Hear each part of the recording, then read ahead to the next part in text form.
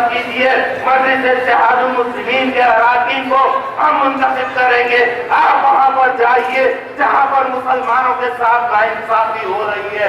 नबी मिल्लत को आप एक पैगाम देंगे, हबीब मिल्लत को कि ऐ हमारे कायदीन, ऐ मुसलमानों ने हिंद के बेदाउल कायदीन, आप छोड़ दीजिए हैदराबाद। हैदराबाद की जिम्मेदारी हम लेंगे और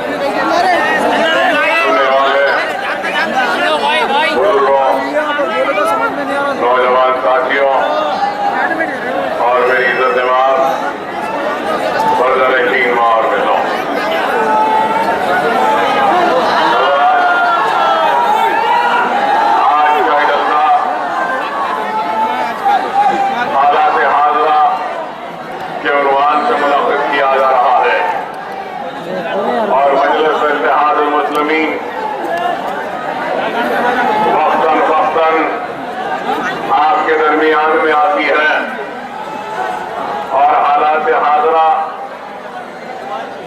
के जलसों के जरिए आपके सामने हालात को रखती है। न सिर्फ हालात को रखती है बल्कि इन हालात का किस तरीके से मुकाबला किया जाए एक मुकम्मल पॉलिसी और प्रोग्राम भी आपके सामने रखती है। हालात को आपके सामने रखने का मतलब ये नहीं होता कि सिर्फ मुकामी हालात को आपके सामने रखें, बल्कि मजलिस इत्तेहादुल मुस्लिमीन आलम इस्लाम के हालात को आपके सामने रखती है। तो हिंदुस्तान के हालात को भी आपके सामने रखती है और हिंदुस्तान के हालात के साथ साथ आपकी रियासत के हालात को रखती है तो आपके शहर के हालात को भी रखती है। और मैं आलम इस्लाम के हालात पर ज्यादा कुछ नहीं कहूंगा, मगर ये जरूर कहूंगा कि आलम इस्लाम के हालात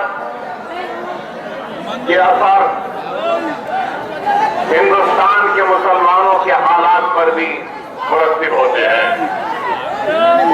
और आलम इस्लाम के आज क्या हालात है यह आपके सामने है कि आलम इस्लाम में आज एक अफरा तफरी का आलम है, आपसी अख्तलाफ है, तो फिर हमारा खून में आवाज बह रहा है। आज सारे आलम अरब में एक बेचैनी है। अगर इराक में बम धमाके होते हैं तो सीरिया में हमारा खून बहता है, तो लेबनान में हमारा खून बह रहा है, तो अफगानिस्तान में हम सलाह बर्बाद हो रहे हैं, तो फिर पाकिस्तान में भी हमारा खून बह रहा है। तो आज सारी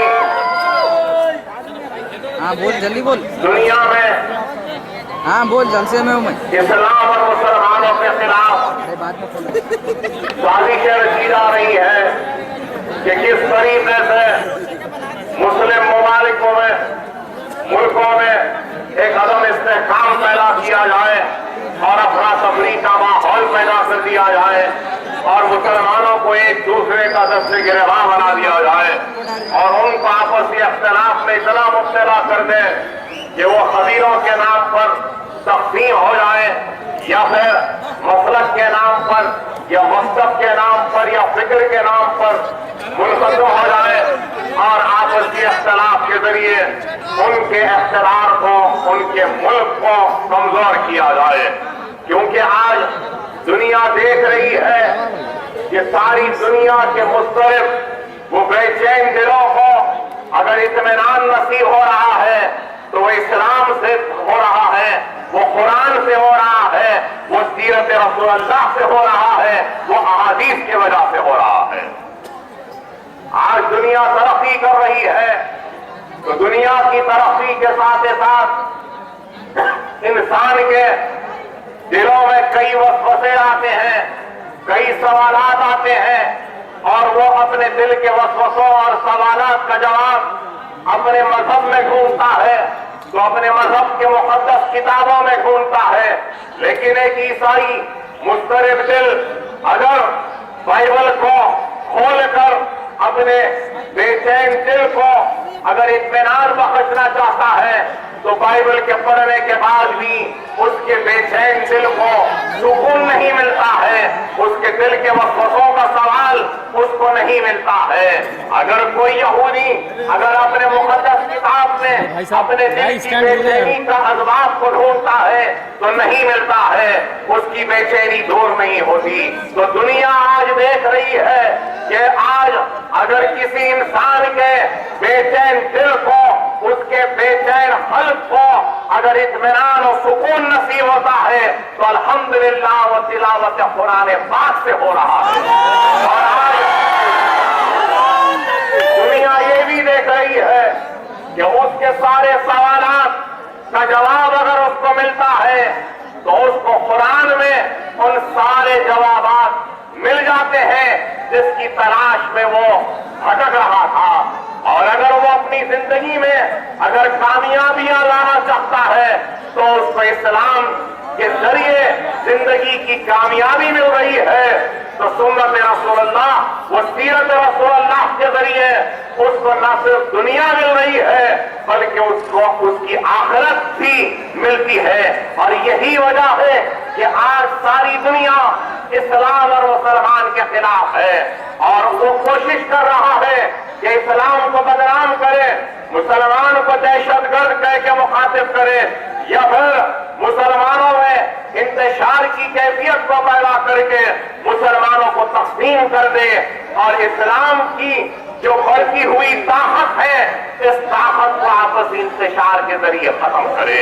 ये साजिश सिर्फ आलमी सतह पे नहीं हो रही है बल्कि ये साजिश आज हिंदुस्तान हमारे मुल्क में भी हो रही है कि उनकी कोशिश है कि जहां पर भी मुसलमान मुस्तहकम है, जहां पर भी मुसलमान मुत्तहिद है, जहां पर भी मुसलमान एक मरकज़ सियासी से वाबस्ता है, जहां पर भी मुसलमान की अपनी ताकत है, जहां मुसलमान की अपनी पहचान है, जहां मुसलमान की अपनी क़यादत है, जहां मुसलमान की अपनी जमात है, तो इन सब को खत्म कर दिया जाए, इंतशार पैदा कर दिया जाए, क़यादत का सफाया कर दिया जाए और फिर मुसलमानों को आपस में लड़ाकर अपने मकसद को हासिल करें। ऐसे इन हालात में आज हिंदुस्तान भर की निगाहें और नजरें अगर उम्मीद के साथ कहीं पर टिकी हुई है तो वह हैदराबाद के गयूर मुसलमानों की तरफ टिकी है। हिंदुस्तान का 25 करोड़ मुसलमान अगर कोई आज से किसी तरफ देख रहा है वो सरजमीन दखन के मुसलमानों के इत्तेहाद की तरफ देख रहा है कि आज मुसलमान को एक उम्मीद है, एक आस है, एक तवक्को है तो अल्हम्दुलिल्लाह आपके इत्तेहाद, आपकी कुर्बानियों से बनी जमात मजलिस इत्तेहाद अल मुस्लिमीन से है। और आज हर वक्त हमारे ऊपर जरूर जिम्मेदारियां रहती हैं लेकिन इस वक्त अब हमारी जिम्मेदारियां पहली जैसी नहीं रही। अब हमारी जिम्मेदारी बढ़ चुकी है। अगर अकबर ओवैसी की मकबूलियत में इजाफा हुआ है, अकबरुद्दीन ओवैसी की तरफ अगर कोई उम्मीद की नजर से देख रहा है, तो अकबरुद्दीन ओवैसी की तरफ नहीं देख रहा है। अरे अकबरुद्दीन ओवैसी को अकबरुद्दीन ओवैसी बनाने वाले हैदराबाद के गय्यूर मुसलमानों की तरफ देख रहा है। वो आपके ईसार, आपके कुर्बानी के जज्बे की तरफ देख रहा है, आपके ईमानी जज्बे की तरफ देख रहा है, आपके इत्तेहाद की तरफ देख रहा है। तो आपके इत्तेहाद से बनी जमात मजलिस इत्तेहाद अल मुस्लिमीन की तरफ देख रहा है। वो मुझ पर नहीं देख रहा है। जमाती जिंदगी में अंकल आना नहीं आ रहा लेने आपको। जमात की अहमियत होती है, इनफरादियत की अहमियत नहीं होती। अरे कल को अकबरुद्दीन ओवैसी ना रहा तो जमात का काम रुकने वाला नहीं है। अगर कल को अकबरुद्दीन ओवैसी नहीं रहा तो अल्लाह का काम भी रुकने वाला नहीं है। अल्लाह का काम किसी शख्सियत का मोहताज नहीं, जमात का काम भी किसी शख्सियत का मोहताज नहीं। आज अकबरुद्दीन ओवैसी है, कल को अकबरुद्दीन ओवैसी नहीं तो अकबरुद्दीन ओवैसी की जगह अकबरुद्दीन ओवैसी से ज्यादा जाबाज, ताकतवर गायब को अल्लाह पैदा कर देगा, जो आपके दरमियान में आकर अल्लाह का काम करेगा, जमात का काम करेगा और रसूल अल्लाह की प्यारी उम्मत की खिदमत करेगा। आज आपको मैं ये बात इसलिए कह रहा हूं कि आज मुल्क के हालात बड़े ही नाजुक हैं और हमारे लिए एक बहुत बड़े इम्तिहान का वक्त है। आज मुल्क दो हिस्सों में तकसीम हो चुका। एक सेक्युलरिज्म है तो दूसरा हिस्सा हिंदुत्व की ताकतें हैं। एक तरफ सेक्युलरिज्म है तो दूसरी तरफ कम्युनलिज्म है। एक तरफ सेक्युलरिज्म है तो दूसरी तरफ फिरका परस्त ताकतें हैं। आज आप देख रहे हैं कि मुल्क कहां से कहां आ गया और आज आप ये भी देखते हैं कि बीजेपी कितनी ताकत से आगे बढ़ रही है। आज फिरका परस्त ताकतें बड़े ही तेजी के साथ दिल्ली के तख्त पर कब्जा करने का मंसूबा, वो मकसद को लेकर आगे बढ़ रहे हैं। और आज से अगर हम 25 बरस पहले की अगर हिंदुस्तान की सियासी हालात पर अगर माजी में जाकर अगर हम देखेंगे तो आपको दिखाई देगा कि 80 के दशक में बीजेपी के कितने अराकीन पार्लियामेंट थे? 10 अराकीन पार्लियामेंट भी नहीं थे। मैं गलत ना हूं तो शायद सिर्फ दो अराकीन पार्लियामेंट थे। और आप बताइए कि 80 के दशक में जिस जमात के 2 अराकीन पार्लियामेंट थे, आज वो जमात हिंदुस्तान के तख्त पर बैठने का और लाल किले पर झंडा लहराने का ख्वाब देख रही है। आप गौर करो और ये किस तरीके से आगे बढ़े। क्या ये लोग क्या मुल्क की खिदमत करते हुए आगे बढ़े? क्या ये लोग ये मुल्क जो आज जिस बुनियाद पे खड़ा है उस बुनियाद को मुस्तहकम करते हुए आगे बढ़े? मेरी मुराद बुनियाद से सेक्युलरिज्म की। क्या भारतीय जनता पार्टी क्या सेक्युलरिज्म को मुस्तहकम करते हुए आज इतनी आगे बढ़ी? क्या भारतीय जनता पार्टी इस मुल्क के 100 करोड़ शहरियों की फलाह बहबूद के काम करती हुई आगे बढ़ी? क्या भारतीय जनता पार्टी इस मुल्क की बेरोजगारी को दूर करते हुए आगे बढ़ी? क्या भारतीय जनता पार्टी इस मुल्क के बेघरों को घर देते हुए इतनी आगे बढ़ी? क्या भारतीय जनता पार्टी इस मुल्क की मईशत को आगे बढ़ाती हुई खुद को आगे बढ़ाई? नहीं है भाई, ये भारतीय जनता पार्टी को न इस मुल्क से मोहब्बत है, न इस मुल्क के शहरियों से मोहब्बत है, न इस मुल्क के सेक्युलरिज्म से मोहब्बत है, न इस मुल्क के बेरोजगारों की फिक्र है, न बेघरों की फिक्र है। इनको सिर्फ फिक्र है तो सिर्फ और सिर्फ इस मुल्क को नफरत के बुनियाद पर तकसीम करने की। और यही ये करते गए और करते करते आगे बढ़ते गए। आप बताइए कि जिसके 2 अराकीन पार्लियामेंट थे, आज वो 200 अराकीन पार्लियामेंट को मुंतखब करने का और उनके इंतखाब के जरिए दिल्ली के इख्तिदार पर बैठने का ख्वाब देख रही है। तो ये ख्वाब को हकीकत में ये कैसे तब्दील करे? मुसलमानों, जज्बात में ना हो, मेरी एक एक बात को तवज्जो से सुनो। ये भारतीय जनता पार्टी कोई फलाह का काम नहीं करती, कोई बहबूद का काम नहीं करती, बल्कि सिर्फ मुल्क को तकसीम करने का काम कर रही है। और मैं ये भी कहूं तो गलत न होगा कि महात्मा गांधी के कातिल, महात्मा गांधी के कातिल आज हिंदुस्तान के इख्तिदार पर फायद होने का हाल देख रहे हैं। ये भारतीय जनता पार्टी कैसे इख्तिदार की तरफ आगे बढ़ी? अडवाणी की रथ यात्रा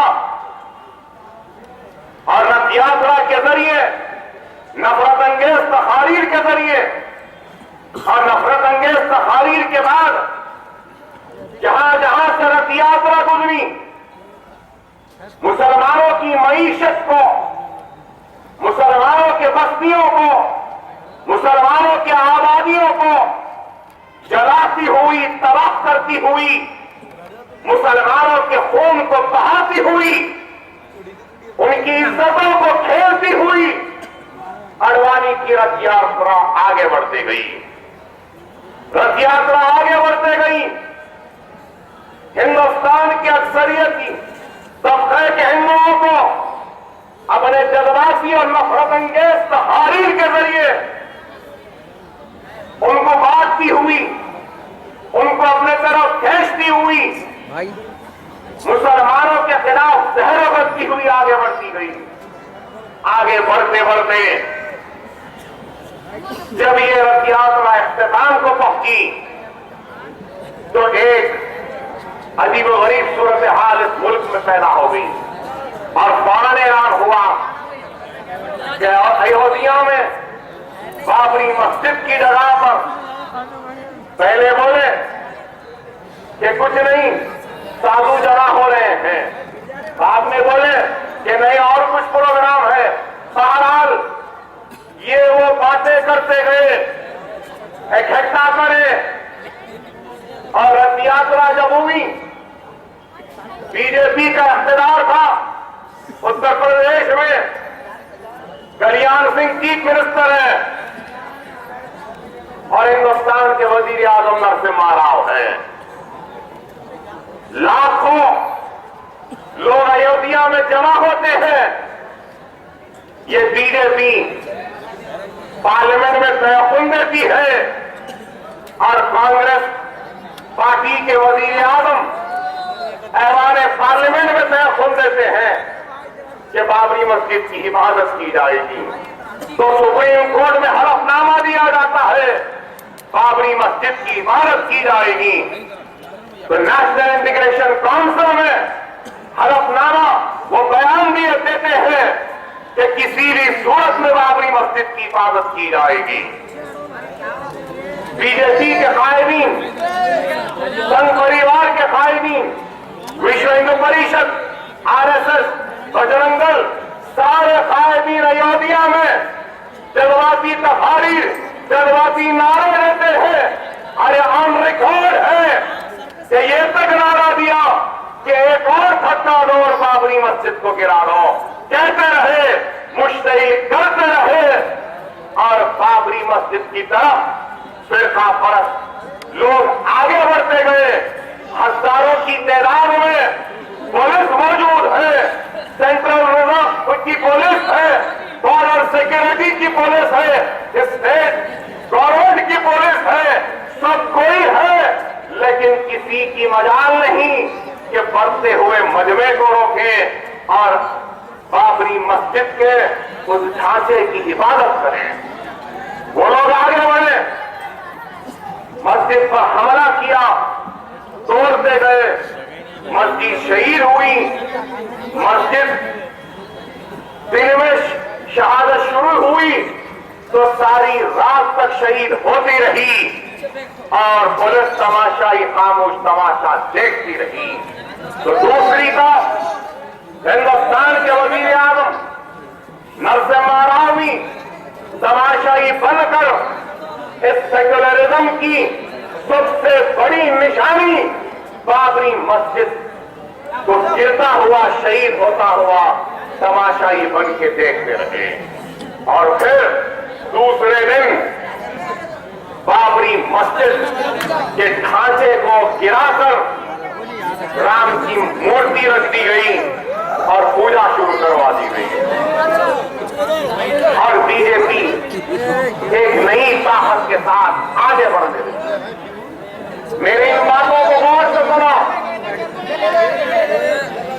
बाबरी मस्जिद हमारी शहीद हुई और उस शहादत के खिलाफ हिंदुस्तान में मुसलमान काले झंडियां लेकर एहतजाज के लिए आगे बढ़ा तो यही नरसिम्हा राव उस वक्त वजीर आजम कांग्रेस का और बीजेपी संघ परिवार के आलाकार और उनके इशारों पे काम करने वाले पुलिस अहदेदार मुसलमानों के सीनों में गोलियां दागने लगे। क्या कसूर था मुसलमान का? जैसे बाबरी मस्जिद के शहादत के एहतजाज में काली झंडियां लेके बाजारों में निकला, अपने घर पे झंडियां लगाए तो गोलियां चला दी गई, उनकी चारों लड़ी गई। अरे यहां पर भी फिरका परस्तों की नफरत और जुल्म खत्म नहीं हुआ। बाबरी मस्जिद को शहीद करने से पहले रथ यात्रा के नाम पर हमको लूटते गए, जलाते गए, तबाह करते गए, हमारे खून को बहाते हुए गए, फिर अल्लाह के घर को शहीद कर दिया। उसके बाद एहतजाज करने वालों के सीनों में गोलियां बेवस कर दी, गोलियां चला दी। उसके बाद भी दिल नहीं भरा। ताड़ा के नाम पर हजारों की तादाद में मुसलमान बच्चों को, नौजवानों को जेल में डाल दिया गया। गुजरात में सौ, राजस्थान में सौ, सारे हिंदुस्तान में 30 से 25 हजार से ज्यादा मुसलमानों को जेल में डाल दिया गया।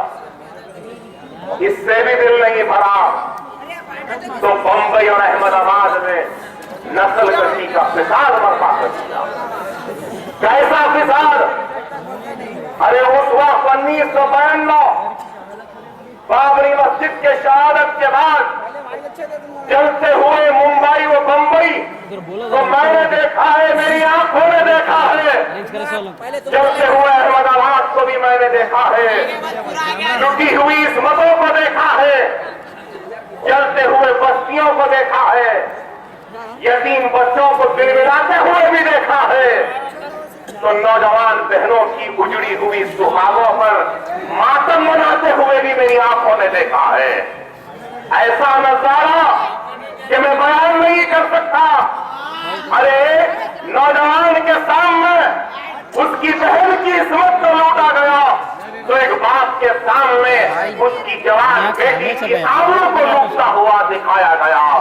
एक शोहर के नजरों के सामने उसकी बीवी की इस्मत को लूटा गया तो एक मासूम बच्चे की गर्दन पर छुरी रख दी और मां को वह नजारा देखने पे मजबूर किया गया तो हामिला खवातीन के पेटों को चीर कर पैदा भी नहीं हुए थे बच्चों को निकाल कर टुकड़े कर दिए गए। अरे ऐसा जुल्म व सितम है कि मैं बयान नहीं कर सकता। सिर्फ इतना ही कहूंगा कि न सिर्फ हमारी इज्जत लुटी, आबरू लुटी, खून बहा, हमारी आबादियां जली, हमारे बच्चे यतीम हुए, अरे हम भूख और फाका कशी में मुब्तला हो गए। मेरे जेब में जितने पैसे थे निकाल कर सिर्फ डबल रोटियां खरीद ली। तो मैंने देखा है मुसलमानों को डबल रोटी के एक आधे टुकड़े के लिए रोते हुए, चीखते हुए, कहते हुए, अरे भाई थोड़ा सा टुकड़ा डबल रोटी का दे दे, मेरी माँ 4 दिन से भूखी है, मेरा भाई 4 दिन से भूखा है, मेरी बहन भूखी है, मेरी माँ भूखी है, मेरे घर में सब भूखे हैं। अरे ऐसा जुल्म किया, ऐसा जुल्म, ऐसी नाइंसाफी की। और ये जुल्म किसने किया? ये जुल्म बीजेपी, संघ परिवार, आरएसएस, विश्व हिंदू परिषद, बजरंग दल, शिवसेना के लोगों ने किया। और ये लोग जुल्म करते गए, तबाह करते गए। और श्री कृष्णा कमीशन बना। कहां है श्री कृष्णा कमीशन की रिपोर्ट पर एक्शन टेकन? मैं पूछना चाहता हूं, क्या इंसाफ मिला मुसलमानों को? आज बीजेपी हमको तबाह करती गई, इख्तिदार की तरफ बढ़ती गई। आज ये मुल्क क्या बीजेपी को हिंदुस्तान की कमजोर मईशत को इस्तेकाम बख्शने का इनाम दे रहा है? क्या ये मुल्क बीजेपी को बेघरों को घर देने का इनाम दे रहा है? क्या ये मुल्क बीजेपी को बेरोजगारों को रोजगार देने के इनाम की शक्ल में इख्तियार दे रहा है? नहीं मेरा भाई, मेरी पुकार, मेरा गुस्सा, मेरी नाराजगी और मेरा सवाल यही है कि हमको लूटने का इनाम तो इनको इख्तियार के जरिए दे रहे हैं।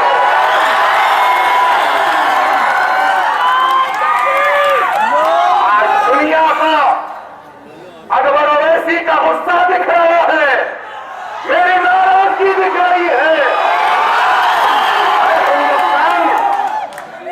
हिंदुस्तान के सेक्युलर शहरियों, हिंदुस्तान के सेक्युलरिज्म के मुहाफिजों, क्या तुमको मेरी लुटी हुई इस्मत नजर नहीं आ रही है?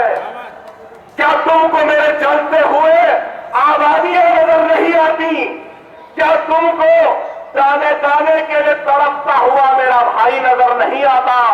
क्या तुमको मेरा बहता हुआ खून नजर नहीं आता?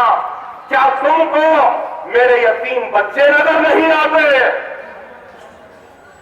तुम मुझको लूटते रहेंगे, लूटते रहेंगे और मैं आवाज ना उठाऊं? अरे कोई उठाए ना उठाए, जब तक ये आवाज उठते रहेगी और ये आवाज हर मजलूम के लिए उठेगी, हर मेरी इज्जत आबरू के हिफाजत के लिए उठेगी, क्या लुटी हुई इज्जत और आबरू के इंसाफ के लिए उठेगी, या फिर बहते हुए खून का हिसाब मांगने के लिए आवाज उठते रहेगी? ये आवाज दबने वाली नहीं है, ये आवाज किसी के रुकाने से रुकने वाली भी नहीं है। आज मेरी एक बात को सुने, ये बीजेपी क्या आज किन बुनियादों पर इख्तियार पर आना चाहती?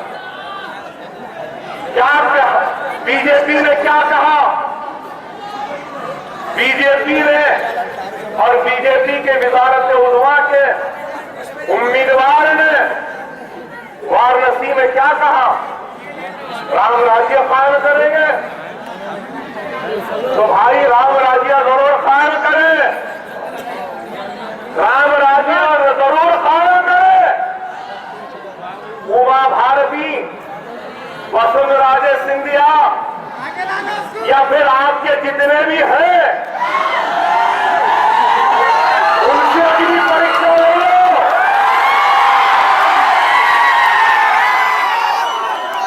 युवा भारती शादी रितंबिरा वसुंधरा राजे सिंधिया या फिर और कितने आ रहे हैं, बराबर इनसे अगली परीक्षा ले लो।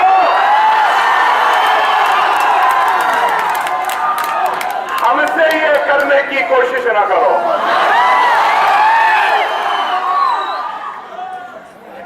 आप हमसे डरती है, हम आपसे नहीं डरते। आपकी परीक्षा तुम ले लो, हमसे अगर मांगेंगे तो फिर बहुत खतरनाक जवाब मिलेगा। आज ये लोग अपनी बात को जारी रखो कि बाबरी मस्जिद के शहादत के बाद ये लोग आगे बढ़ते गए इख्तियार की तरफ। वाजपेयी वजीर आजम बने तो यही बीजेपी अपनी मैनिफेस्टो में क्या कहती है, बाबरी मस्जिद की जगह राम मंदिर बनाएगी कहती है। और कहती है कि मथुरा और दूसरे कई हजारों मसाजिदें और दरगाहें हैं, उनको खत्म करके मनादिर की तामीर करेगी। यही बीजेपी कहती है कि ये एक्स्ट्रा सिविल कोड नाफिज करेगी। मतलब ये कि मुसलमान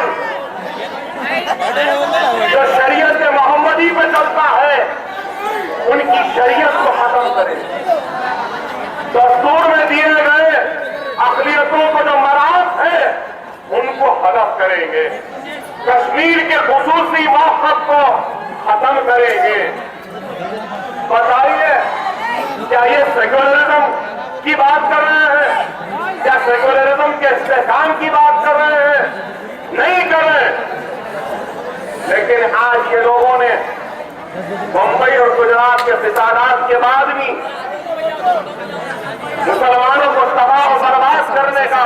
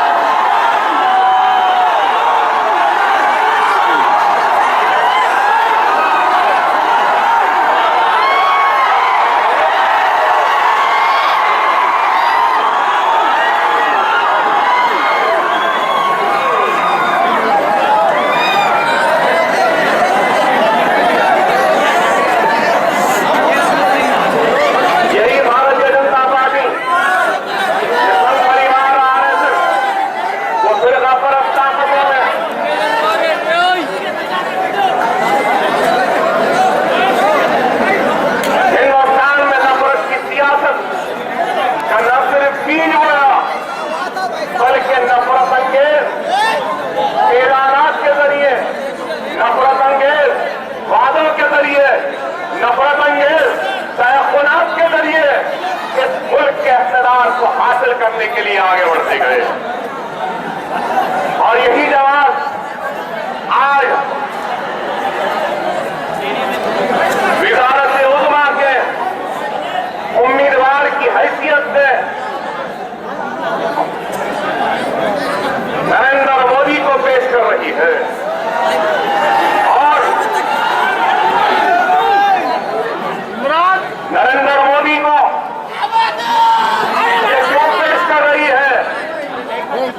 आज एक झूठा प्रोपेगेंडा किया जाता है कि गुजरात में तरक्की है, गुजरात में इस्तेहकाम है, गुजरात आज आगे बढ़ रहा है। अरे गुजरात आज हिंदुस्तान का अव्वल या नंबर 1 स्टेट नहीं है। गुजरात कोई सबसे तरक्की याफ्ता स्टेट नहीं है। गुजरात को अमेरिका या लंदन या यूरोप नहीं है। गुजरात में आज भी लोग परेशान हैं। गुजरात में आज भी बेरोजगारी है। गुजरात में आज भी बेघर लोगों की तादाद है। गुजरात में आज भी कई परेशानियां हैं। लेकिन आज एक झूठे प्रोपेगेंडे के जरिए नरेंद्र मोदी को वजारत उज़्मा का उम्मीदवार बनाया गया। तो क्यों बनाया गया? और क्या मैं एक सवाल करना चाहता हूं सारे सेक्युलर जहन रखने वालों से, क्या बीजेपी ने मोदी को इसलिए वजारत उज़्मा का उम्मीदवार बनाया है क्योंकि मोदी ने एहसान जाफरी को अपने लोगों के जरिए या इख्तियार पे रहने के बावजूद खामोश तमाशाई बनकर उनको मरते हुए जलते हुए खामोश तमाशाई बनकर देखा? क्या उस वजह से वजारत उज़्मा का उम्मीदवार बनाए? क्या मोदी को इस वास्ते उम्मीदवार बना रहे हैं कि मोदी के ज़ेर क़यादत की पुलिस जिम्मेदार है मुंबई की मासूम लड़की को एनकाउंटर करने के लिए? ईश्वर जहां नामी एक लड़की को एनकाउंटर किया गया। क्या मोदी को वजारत उज़्मा का उम्मीदवार इसलिए बनाया कि मोदी ने हजारों मुसलमानों का कत्लेआम होते हुए तमाशाई बनकर देखा? क्या मोदी को वजारत उज़्मा का उम्मीदवार इसलिए बनाया कि गुजरात में मोदी के सरपरस्ती में मुसलमानों का कत्लेआम, इज्जत, किस्मत और आबरू लूटी? क्या इस वास्ते वजारत उज़्मा का उम्मीदवार बनाया कि मोदी ने आंख बंद कर ली जब हमारे बस्तियां जल रही थी? अरे आप गौर करो मेरे प्यारे मुसलमानों, गौर करो, मेरी एक बात पे गौर करो। रथ यात्रा के नाम पे हम लुटे, मस्जिद हमारी शहीद हुई, काले झंडियां लेके बच्चे हमारे बाहर निकले तो पुलिस की गोलियों से शहीद हमारा बच्चा हुआ, हमारा भाई हुआ। बाड़ा में हमारे भाई जेल में गए, हमारे बच्चे जेल में गए। इज्जतें हमारी लुटी, किस्मतें हमारी लुटी, आबरू हमारी लुटी, यतीम बच्चे हमारे हुए, बस्तियां हमारी जली, तबाह बर्बाद हम हुए। होना तो यह चाहिए था, इतने जुल्म के बाद मुसलमानों के सब में ऐसा इत्तेहाद होना था, ऐसा इत्तेहाद होना था कि इस मुल्क के मुकद्दर का फैसला हमारे इशारों का मोहताज हो जाता।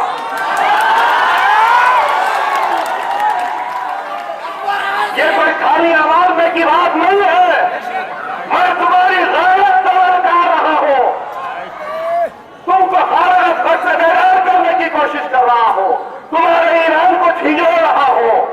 आखिर और कितनी तबाही के मुंतजिर हो आए मेरे प्यारे मुसलमानों? ऐसी कौन सी तबाही वो बर्बादी के इंतजार में है कि तुम वो आकर तुम्हारे दरवाजे पे दस्तक दे, खटका मारे, उसके बाद तुम उठकर खड़े हो गए? मस्जिद शहीद हो गई, बच्चे शहीद हो गए, बहनों की इज्जतें लुट गई, माओ की आबरू लुट गई, बच्चे यतीम हो गए, बूढ़े बाप के खाने पे नौजवान बेटे की मैयत आ गई, बस्तियां खाक की ढेर में तब्दील हो गई, दाने दाने के लिए मुख्तार हो गए, तड़पने लगे। हद ये हो गई कि अपने घरों को छोड़कर खैमों में, रिलीफ कैंपों में जिंदगी गुजारने पे मजबूर हो गए। क्या बीवी उठना नहीं चाहते? आसाम के फिसाद के बाद रिलीफ कैंपों में 5.5 लाख मुसलमान थे। बताओ किसको कहते हैं? कोई बोलते 3.5 लाख, कोई बोलते 1.5 लाख। अरे चलो 1.5 लाख भी है तो क्या मामूली नंबर है? मुजफ्फरनगर में फिसाद हुआ, आज भी रिलीफ कैंप्स में है मुसलमान। 60 से ऊपर बच्चे, मासूम बच्चे सर्दी में छिटर कर मर गए, उनको मौत वाक़ई हो गई। पहनने को कपड़ा नहीं, आंख को ढांकने के लिए चादर नहीं है, भूखे पेट की भूख को मिटाने के लिए दाना नहीं है, भाई पीछे देखो इधर, पीछे देखो, सूखे हलक पीछे को देखो, पीछे देखो इधर, भिगोने के लिए पानी नसीब नहीं पीछे है। देखो इधर मेरे को। अरे आसाम में कैसे परेशान है मुसलमान। अकबर की ले लिया हमने। और मजलिस आसाम को गई, सबके ले लो स्पीच, ओके। सदर मजलिस गए उनके साथ, और डॉक्टर्स की टीम गई, मजलिस के कायदीन गए, लाखों रुपये की इमदाद तकसीम करी। तो अपने जिस्म को ढकने के लिए एक चादर के तक उनके पास नहीं है। गौर करो मुसलमानों, गौर करो। अरे हुजूर सल्लल्लाहु अलैहि वसल्लम हदीस शरीफ में इरशाद फरमाते हैं कि वो मुसलमान जिसके सीने में दूसरे मुसलमान के दुख और तकलीफ का एहसास नहीं, सरकार हदीस में इरशाद फरमाते हैं वो मुसलमान जिसके सीने में दूसरे मुसलमान के दुख और तकलीफ का एहसास नहीं, वो मेरी उम्मत में से नहीं। सरकार ने कहा तुम रसूलुल्लाह की उम्मत में से हो, बताओ मुसलमानों, तो तुम्हारा दिल रोता है, वही बताओ हिंदुस्तान के मुसलमान। क्या उनकी परेशानी में तुम्हारा दिल नहीं रोता? अरे जब आपका दिल रोता है तो मेरा दिल कैसा नहीं रोएगा? आप रो सकते हैं, रोते हैं, मैं चीख सकता हूं, चीखता हूं, गुस्सा बता सकता हूं, गुस्सा बता रहा हूं। जब तक हमको हमारा इंसाफ नहीं मिलता, हमको हमारा हक नहीं मिलता। क्या मुसलमान इस मुल्क का दूसरे दर्जे का शहरी है? क्या हम इस मुल्क के बराबर के शहरी नहीं? क्या ये मुल्क हमारा नहीं? तो हमको लूटते रहेंगे, लूटते रहेंगे, काटते रहेंगे, काटते रहेंगे, तबाह करते रहेंगे, करते रहेंगे, रिलीज कैंपों में ढकलते रहेंगे, ढकलते रहेंगे, और उसके बाद हम आप भी करते हैं तो हो जाते हैं। हम आप भी करते हैं तो हो जाते हैं बदनाम, वो बदल भी करते हैं तो चर्चा नहीं हो। इसलिए तो कांग्रेसी कह रहा है बीजेपी आरएसएस संघ परिवार, इस आह को एक बेवा की फरियाद न समझ, ये गयूर मुसलमान के मर्द मुजाहिदीन की जमात मजलिस और हैदराबाद की ये आह नहीं है, ये आह नहीं है, ये ललकार है जो हैदराबाद से निकलकर ललकार रही है हमारे दुश्मनों को, तो आवाज दे रही है अपने कलमगो भाइयों को कि उठो मुसलमानों, अब मुनज़्ज़म हो जाओ, मुत्तहिद हो जाओ और अपने इत्तेहाद के जरिए हालात का मुहावरा करो। आज मुसलमान को डर और खौफ में लाना चाहते हैं, और डर और खौफ में लाने के लिए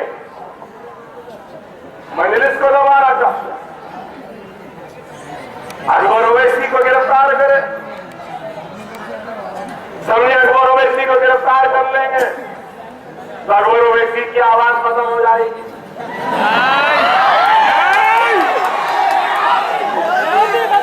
बड़ा अजीब है भाई, जब गोलियां लगी, लोग चाकुओं से मारे, तो लोग बोले अकबर साहब नहीं बचेंगे, अल्लाह बचा लिया, आपकी दुआएं बचा ली, आपके रोजे बचा लिए, आपके दुआओं के दस्तरखान जो बिछाए थे वो बचा लिए, तो मुसलमानों की फरियादों में बचा लिया। तो दुनिया हैरत में पड़ गई कि 3 गोलियां खा के 100 मरतबा चाकुओं से मारने के बाद भी ये इंसान खड़े कैसा हुआ? इंसान की बस की बात नहीं है, ये ईमान की बात है।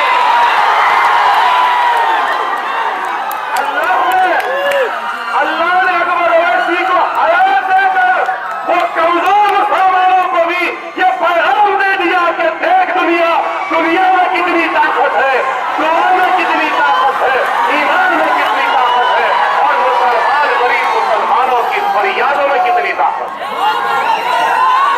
अल्लाह ने आपकी दुआओं को कबूल किया। जब बच गए तो लोग बोले बच जाएंगे, मगर पहली जैसी बात नहीं रही। फिर बाद में बोले अकबर साहब की आवाज चले गई। फिर बोले तकरीर नहीं कर सकते। पहले तो भी कम करता था, अल्हम्दुलिल्लाह गोलियां आने के बाद तो और जोर से करते थे।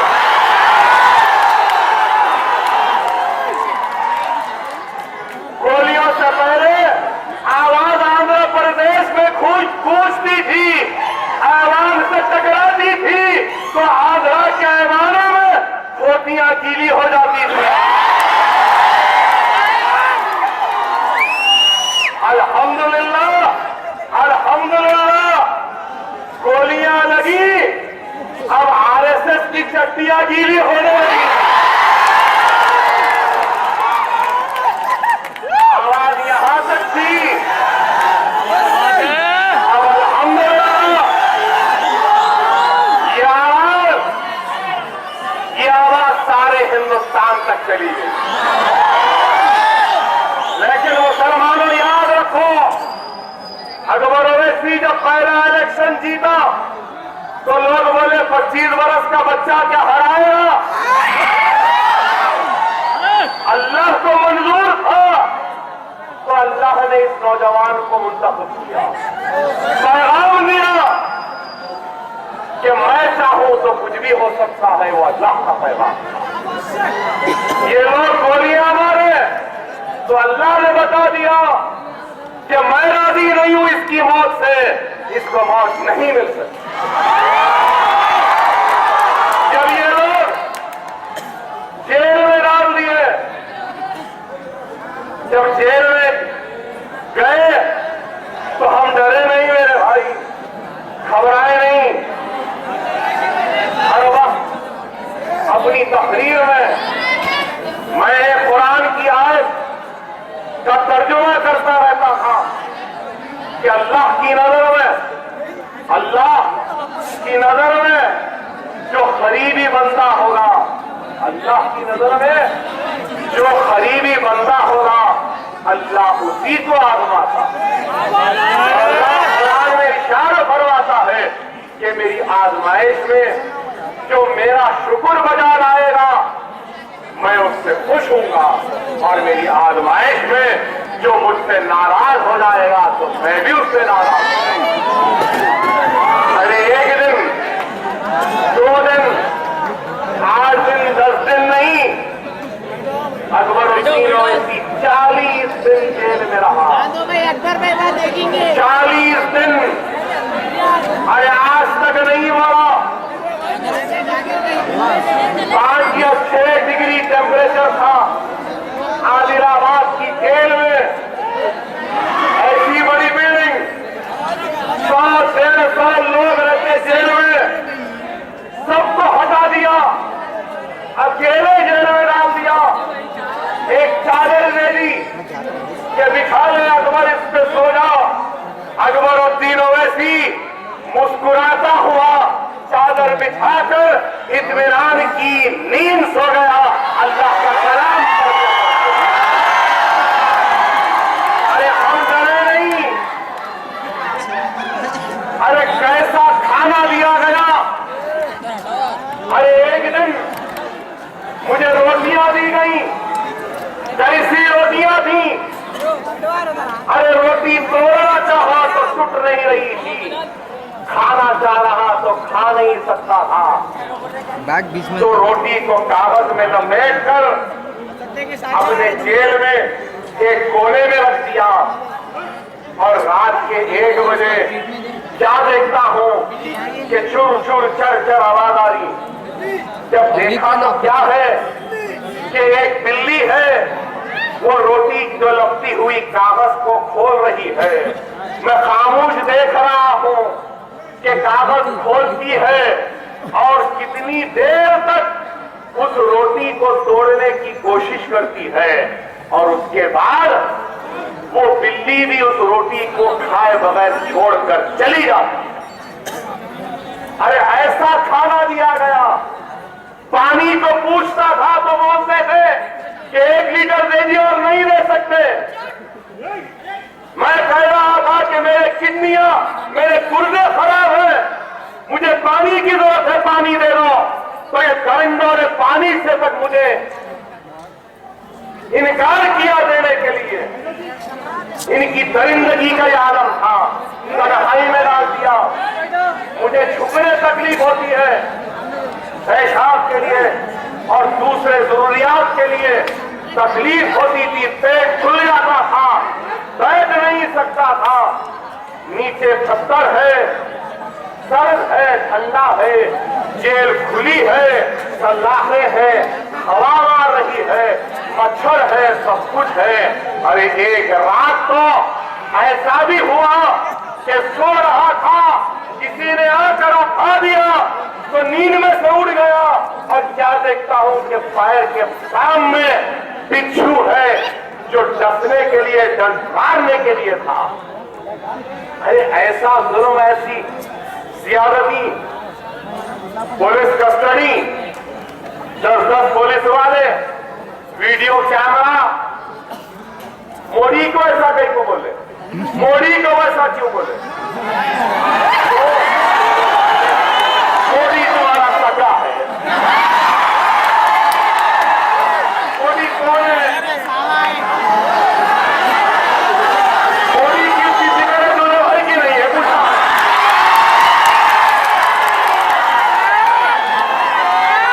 तो फौरन बड़े ध्यान से बोले, क्या मतलब आता भाई आपका? अकबर साहब क्या मतलब? मैंने कहा मतलब नहीं समझ में आया तो बुलाओ।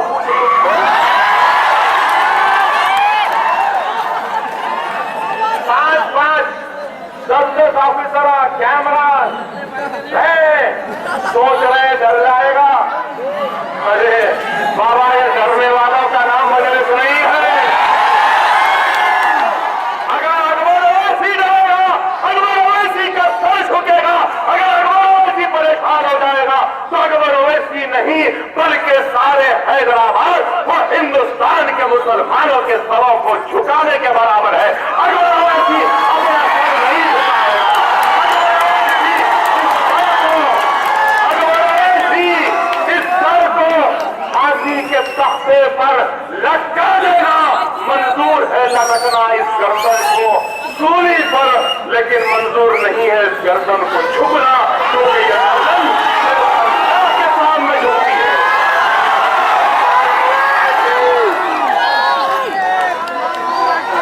अरे आज याद रखो, अगर अल्लाह को राजी करना है, अल्लाह को राजी करना है और दुनिया को झुकाना है तो अल्लाह से डरो और अपने सर को बारगाह रब्बुल इज्जत में झुकाओ। मेरी मुराद है नौजवानों, अगर तुम अकबर ओवैसी जैसा बनना चाहते हो, बोलना चाहते हो, लड़ना चाहते हो, गुस्सा पैदा करना चाहते हो, हंसना चाहते हो, तो सबसे पहले अपने रूठे हुए अल्लाह को बना लो, नमाजों के पाबंद बन जाओ, कुरान को तर्जुमे से करो, सुन्नत रसूलुल्लाह पे अमल करो और अपने आखिरत की फिक्र करो, तो फिर देखो अल्लाह भी राजी हो जाएगा और दुनिया भी तुम्हारे सामने झुकने पर मजबूर हो जाएगा।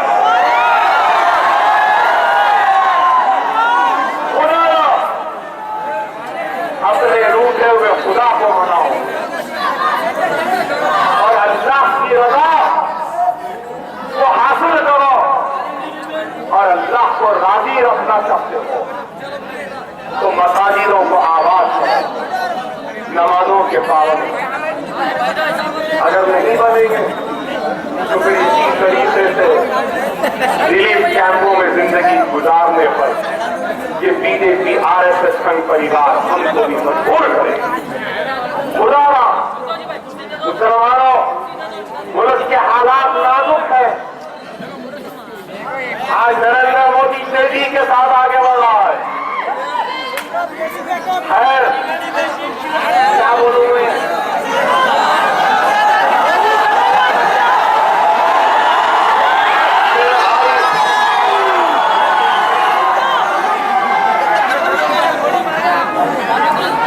क्या हाल हो गया है इस मुल्क का? अब मैं बोलूंगा तो बोलेगा तो अठमरो व्यक्ति की आदत है बोलेंगे। क्या है बताइए? एक तरफ फेंकू है तो दूसरे तरफ पप्पू है।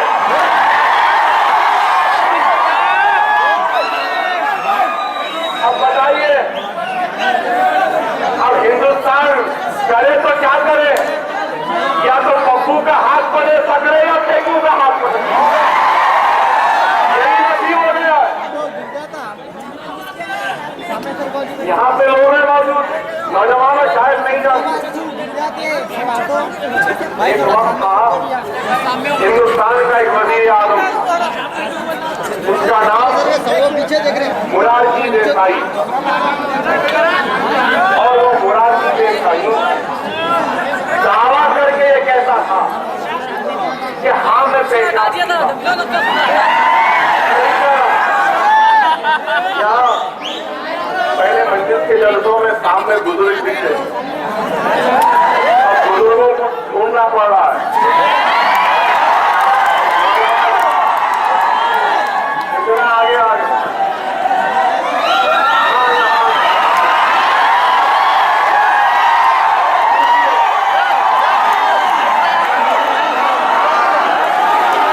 ये मोल साहब बोलेंगे। साधारण अपनी तस्वीर में उस वक्त कहते थे कि क्या वजीर आजम है हमारा मुल्क का, जो सोना पीता है।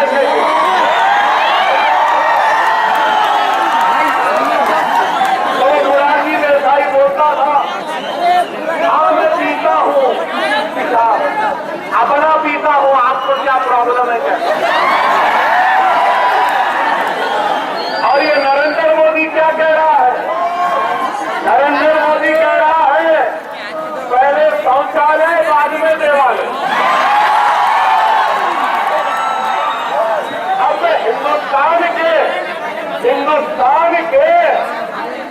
हिंदू राष्ट्र का हाल देखने वाले हिंदुओं से हिंदुत्व के एजेंडे को हकीकत में रूबे अमल लाने का हाल देखने वाले उन हिंदुओं से पूछना चाहता हूं, क्या शौचालय बनाने वाले को वोट देंगे? क्या ये सवाल उनके वास्ते है? मगर मैं ये कहना चाहता हूं, जब एक पेशाब पीने वाला वजीर आजम बन सकता है इस मुल्क का, तो हमारे पैखाने बनाने वाला क्या हिंदुस्तान में वजीर आजम बनने का काम नहीं दे सकता? बराबर देख सकता है।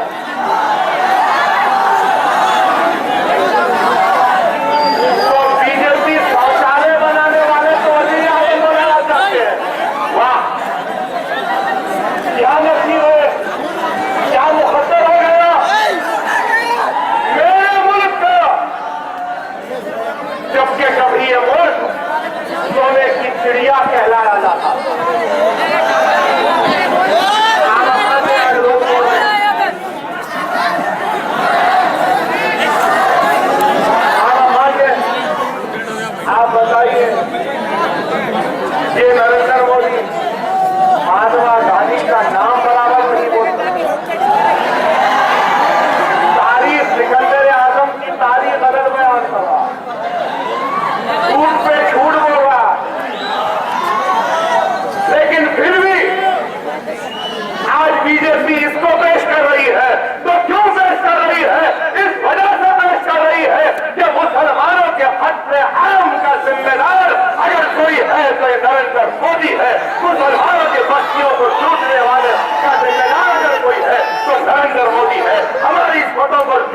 का या लुटवाने का जिम्मेदार कोई है तो नरेंद्र मोदी है। हमारे बस्तियों को जलाने वालों का नाम ये नरेंद्र मोदी के लोग हैं।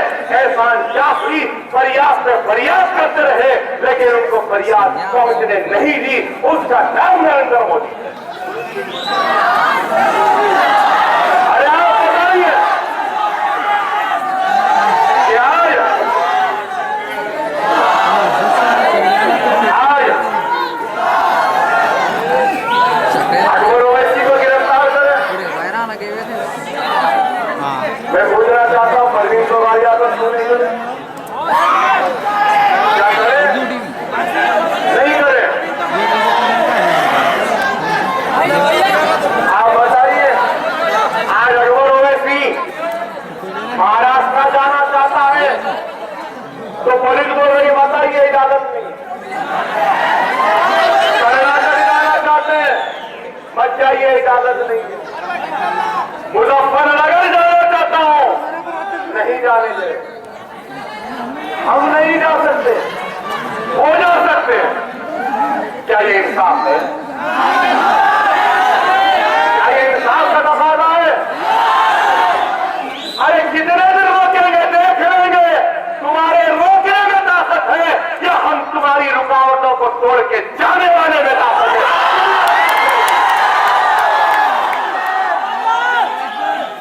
अरे आज नहीं जा सकते ना, जरूर हम जाएंगे। राजस्थान जाएगी मजलिस, बिहार जाएगी मजलिस, उत्तर प्रदेश जाएगी, महाराष्ट्र जाएगी, कर्नाटक जाएगी, मध्य प्रदेश जाएगी। है मोदी तेरे घर से भी आगे रास्ता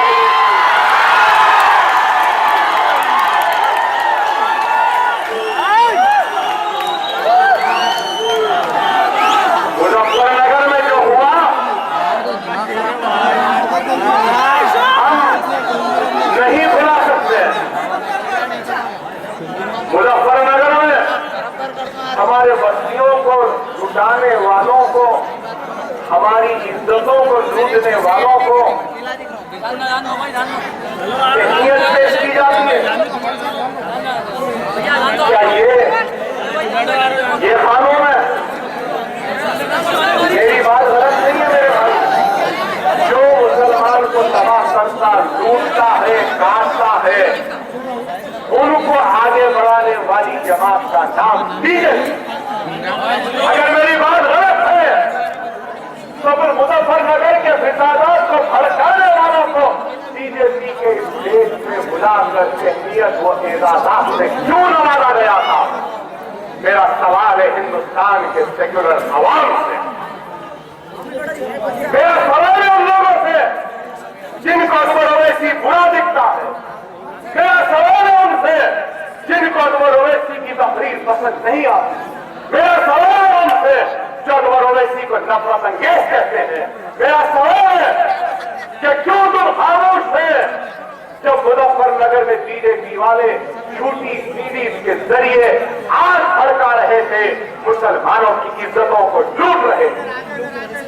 आप नहीं जानते आज हिंदुस्तान का मीडिया छुपा रहा है, हकीकत को दबा रहा है। गुजरात में इतनी मुसलमानों की इज्जतें वो इस्मतें नहीं लुटी जितनी इस्मतें हमारी मुसलमान मां और बहनों की गुजरात में लुटी। गुजरात से भी ज्यादा मुजफ्फरनगर में लुटी, इतनी इज्जतें लुटी। बेशक औरत की इज्जत को लूटने वालों को कड़ी से कड़ी सजा देनी चाहिए, दिलानी चाहिए। हमारा मजहब तो कहता है कि उन दरिंदों को बाजारों में लाकर चौराहों पर बांध के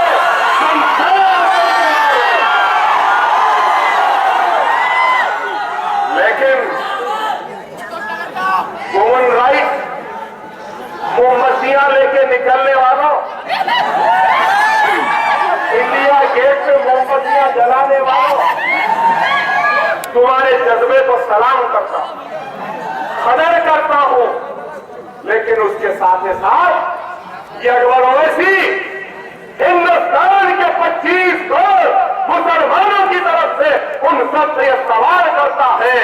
कि गुजरात में जब मेरी इज्जत लुट रही थी तो तुम क्यों निकल के नहीं आए इंडिया गेट में?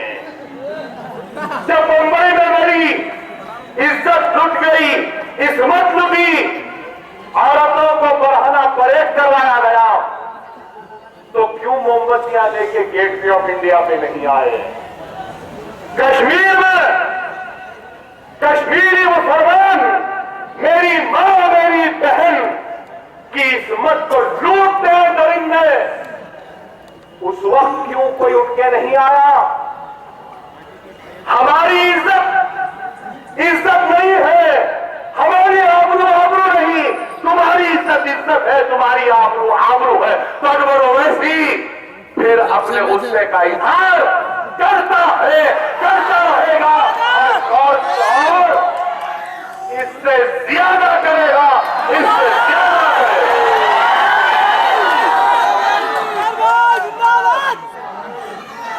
मेरी मां की इज्जत क्या हिंदुस्तान की इज्जत नहीं? क्या मेरी बहन की आबरू क्या हिंदुस्तान की आबरू नहीं? आसाम के कैंप में रहने वाला मुसलमान क्या हिंदुस्तानी नहीं? गुजरात के कैंप में रहने वाली मेरी मां मुसलमान क्या हिंदुस्तानी नहीं?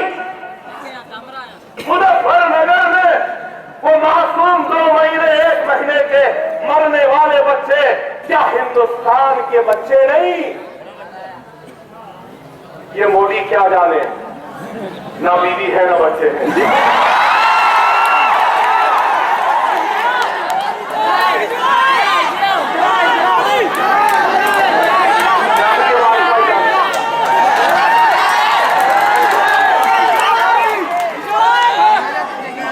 अरे हम मस्जिद के शहादत पे एहतजाज में आवाज बुलंद करते हैं तो वफादारी का सर्टिफिकेट मांगते हैं। मस्जिद बनाने का नारा देते हैं तो वफादारी का सर्टिफिकेट।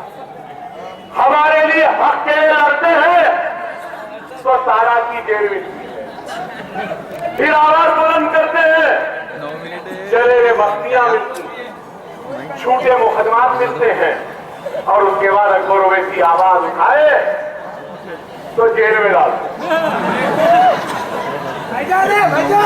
लंदन से आया था ना, एयरपोर्ट में कई मेरे जियाले मुसलमान आए थे, सलाम। अकबर ओवैसी के चेहरे पे कोई शिकम, कोई डर था, कोई खौफ था? कभी नहीं। गोलियां चलाए तो खौफ नहीं आया। अब ये दांत बदबुओं की जेलों से लग रहा है। मैं क्या खाने वाला हूं बोलूंगा नहीं, आप जानते हैं क्या खाता हूं,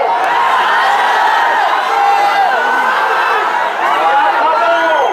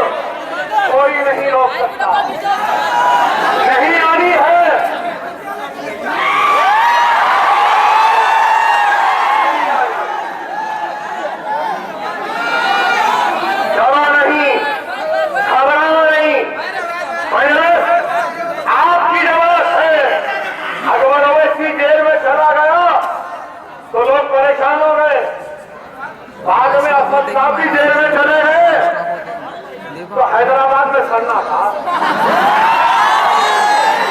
घरों में परेशानी,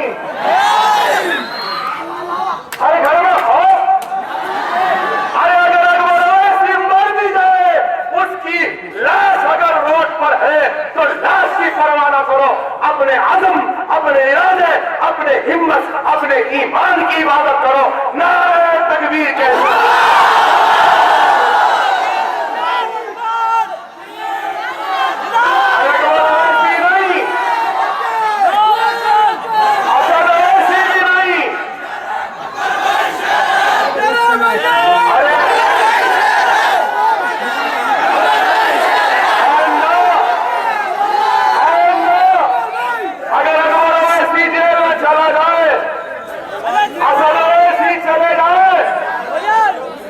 तो तुम्हें वास्ता है अल्लाह का, तुम्हें वास्ता है रसूल अल्लाह का, तुम्हें वास्ता है शुहदाए करबला का, तुम्हें वास्ता है औलिया अल्लाह का।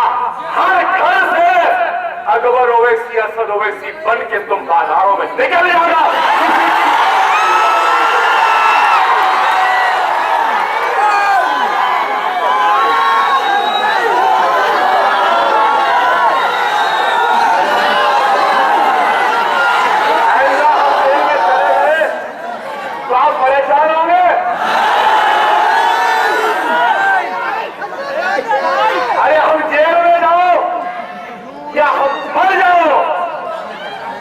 इस्लामिया के व्यवहार को कभी मजरू होने नहीं देना, मुसलमानों के अज़म को कभी झुकने नहीं देना, मुसलमानों के इरादों को कमजोर होने नहीं देना, जमात के परचम को कभी नीचा होने नहीं देना।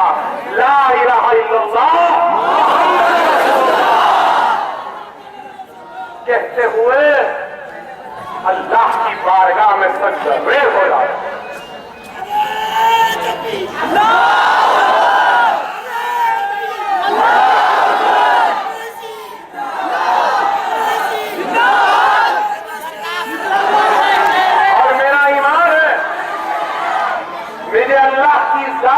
कामिल यकीन है कि अगर कल को मैं ना रहूं, कल को अगर असद साहब ना रहे तो अल्लाह, इसलिए कह रहा हूं कि नहीं मालूम कब तक अकबर ओवैसी जिंदा रहेगा। पहले तो मेरी सेहत ठीक नहीं है, अल्लाह बेहतर जानता है। हर सुबह दर्द से उठता हूं तो हर साथ हर रात दर्द के साथ बिस्तर हो जाता हूं। आज से 3 दिन पहले 25 खए हुए, दिन भर दवाखाने में था, मुखातिब करने की आज तो ताकत भी नहीं थी, लेकिन एक रिश्ता है मल्लेपल्ली से, और वो रिश्ता है तो सालारे मिल्लत के सियासी जिंदगी के आगाज था। एक रिश्ता है इस सरजमीन मल्लेपल्ली में, जहां पर असदुद्दीन ओवैसी साहब और मेरा बचपना मल्लेपल्ली के बड़ी मस्जिद के अतराफ खेलते हुए, खिलखिलाते हुए गुजरा। एक रिश्ता है मेरा, और वो रिश्ता है कि मैंने अपना बचपना गौस भाई के गोद में खेला। अल्लाह मरहूम गौस भाई के कब्र को नूर दे। इसलिए आया हूं, रोजाना फोन आते हैं, मैसेज आते हैं, मार देंगे अकबर ओवैसी पे, मार दो, चुरी का बच्चा है।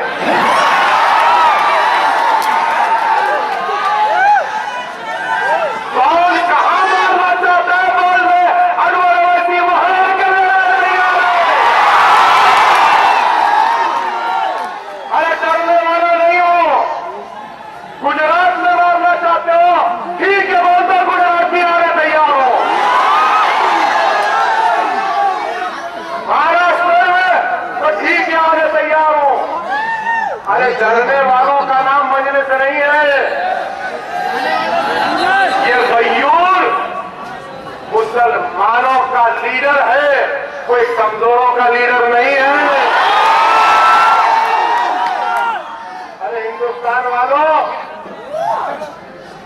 लाल बाजार हमारे शहर में, वहां पे चूड़ियां पहनाते हैं और मंदिर वाले हथकड़ियां भी पहनने तैयार हैं। आपसे यही कहूंगा, मुनज़्ज़म रहो, मुत्तहिद रहो, पैगंबर इत्तिहाद मुस्लिमीन को मजबूत करो। शख्सियत की अहमियत नहीं है, जमात की है। मैं कह रहा हूं आज सारा हिंदुस्तान उम्मीद की नजर से देख रहा है, तो मुझ पर नहीं आप पर देख रहा। मुझसे उम्मीद नहीं, आपसे उम्मीद। मुझसे आस नहीं, आपसे आस है। मुझसे तवक्को नहीं, आपसे है। अगर आपका इत्तेहाद कमजोर पड़ेगा तो हिंदुस्तान की उम्मीद टूट जाएगी, उनकी आस को ठेस पहुंचेगी। खुदारा मेरे भाई, आज सारे हिंदुस्तान से मुझे फोन आते हैं, 700, 800, बाद वक्त 1000 फोन आते हैं और यही बोलते हैं भाई आप हमारे पास आ जाए। आगरे से बोल रहे हैं आप आगरे से लड़ लो, मेरठ वाले कह रहे अकबर भाई मेरठ से लड़ लो, मुंबई वाले कह रहे मुंबई आ जाओ भाई। 3.5-4 लाख का मजमा आएगा। बिहार वाले कह रहे आ जाओ अकबर भाई, भागलपुर से लड़ लो। लेकिन अकबर ओवैसी कह रहा है कि नहीं, ना मुझे पहले इख्तिदार की लालच थी, शौक था, ना आगे है। इख्तिदार से मुझे कभी दिलचस्पी रही नहीं। अकबर ओवैसी वोटों के जरिए जीत कर लीडर बनने वाले का नाम नहीं है, अकबर ओवैसी मुसलमानों के दिलों को जीतने वाले लीडर का।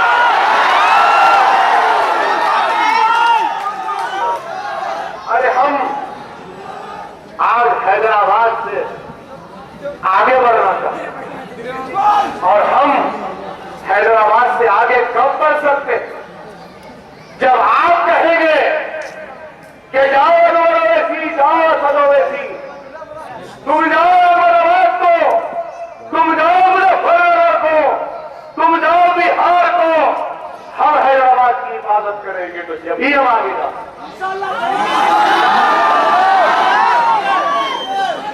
आप करेंगे ना हैदराबाद की हिफाजत, आप मजलिस को कमजोर होने नहीं देगा, तो हम भी तैयार है आगे बढ़ने। आप यही रुको, आप यही रुको, हम हिंदुस्तान के मुसलमानों के दिलों को फतेह करके आए। मैं इस जलसे के जरिए हिंदुस्तान के हर मुसलमान को सलाम करता हूं, सलाम भेजता हूं हैदराबाद की। उनका ममनून हूं, उनका मशकूर हूं कि इतनी मोहब्बत थी। साथ ही साथ एक बात और एक कहूंगा भाई,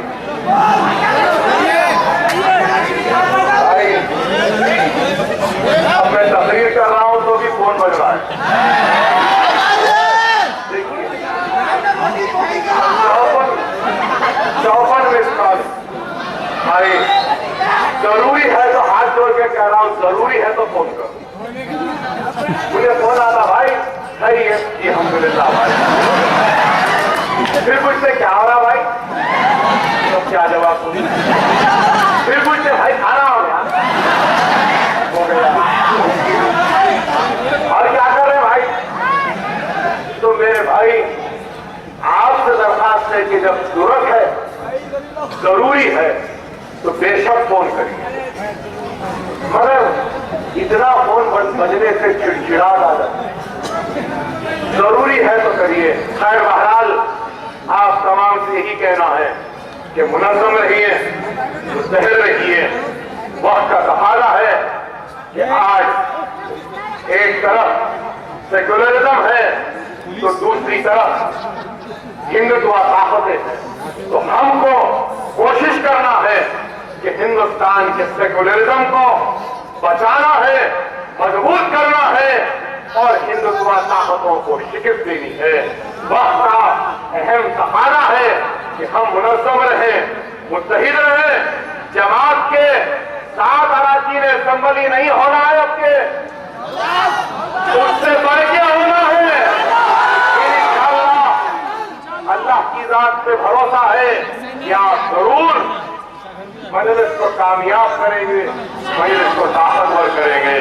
और हर वक्त की तरह मेरा एक हदिया होता